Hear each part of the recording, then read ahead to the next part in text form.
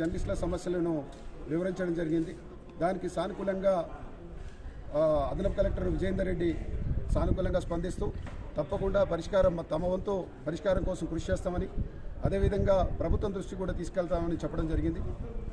ఈ సందర్భంగా Telangana working journalist federation తరఫున మేము ప్రభుత్వాన్ని కోరేది ఏంటంటే, దశాబ్దాలుగా ఉన్నటువంటి సమస్యలు ఏవైతే ఉన్నాయో, జర్నలిస్టుల కుటుంబాల భద్రతకు సంబంధించిన విషయాలు, వాళ్ళ హక్కులకు సంబంధించిన విషయాలు పరిష్కరించాలని మేము కోరుతున్నాం.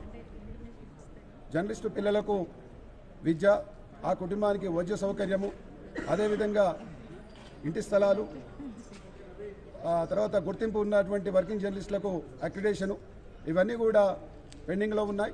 వాటన్నిటి కూడా ప్రభుత్వం పరిష్కరించాలని మేము ఈ సందర్భంగా కోరుతున్నాం.